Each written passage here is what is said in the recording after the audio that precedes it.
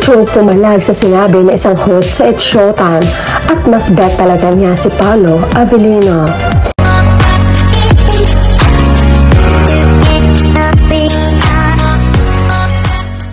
Kim Chu pumalag sa sinabi ng isang host sa It's Showtime at mas bet talaga niya si Paolo Avellino. Kinilig naman ang mga netizens sa sagot ni Kim Chu tungkol sa payag ni Karel Padilla. Ayon kay Karel, sa lahat ng babaeng kasal dito sa It's Showtime, older ang babae sa lalaki. Vice ganda, ako at si Yael, si Ann and Erwan. Agad namang bumalik si Karel kay Kim sabay sabi, so alam mo na. Diretsahang sinagot din ni Kim ang sinabi ni Karel na ayon sa kanya ayaw ko sa mas bata, saad ng aktres. Kaya chika naman netizens, ang cute ni Miss Kim umaapila, calling Sir Paolo. Di bali ang edad Kim, basta nagmamahalan kayo ni Pao. Pigilan mo Kemi, alam nila saan ka huhulihin. Okay lang yan Kim Chu Avellino. You important at Paolo are both in love. Break the rule of It's Showtime. Happy together. Okay na yun Kim, mas older si Paolo ng 2 years sa'yo.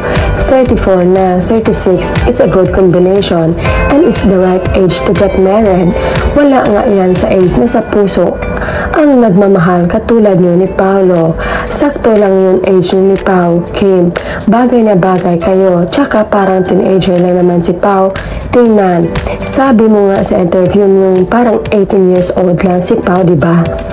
Alam nga naman kumuha si Kim na mas bata sa kanya kahit di niya mahal. Nagkataon lang sa mga host na babae na sila mas matanda sa mga asawa nila. Tondo ka na yan. Sa mas bata ka sa love mo Kim, sundin mo puso mo. Kim, si Paolo na lang importante totoong nagmamahal. Mahal ka at mahal mo siya. Miss Kim, huwag ka mag-alala. Apila tayo. Dadalhin natin yan sa RTC. Kung hanggang Supreme Court, ilalaban natin na dapat na mas matanda ng 2 years sa iyo ang Mr. Right mo. Si Kim ang babago ng kasabihan niyo, diba Kemi? Ayaw niya na mas bata, mas mahal niya yung ahead sa kanya ng 2 years. Ikaw talaga Miss Karel. Dami ko tawa, look her gestures. Nag-isip, okay na si Idol Pao noon, nonchalant lang yun pero pilyo. Sundin mo puso mo Kim, si Pao yan Kim. Gulat si Kemi namin, pero mas okay ang mas ahead lalaki kaysa babae. Kaya Kim, break mo ang record na yan. Kim, wag kang mag-follow ng record nila dyan. Follow your heart desires. Break the record. Ikaw ang tatangi. God help you. Naku, kung nanood si Pao, mapaisip tuloy sa sinabi ni Karel. Ang penton, since younger yung lalaki, aggressive 2 years lang naman ang pagitan ni Kim at Paolo. Okay lang yun, mag-guide ni Pao si Kim.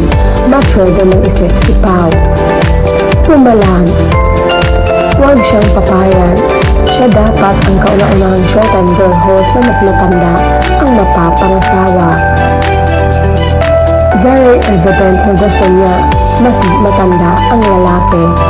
Mamaya magtampo yung mukhang baby powder, doon ko maghanap ka na mas bata ka. Doon mo masabi sobrang pogi at ni Paolo Avellino. Lalo ngayon nabuhay ka rin niya, dami option, mas bata.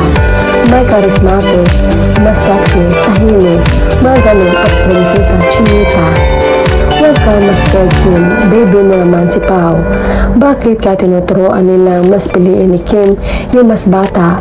Follow the dictates of your heart at prinsesa chinita.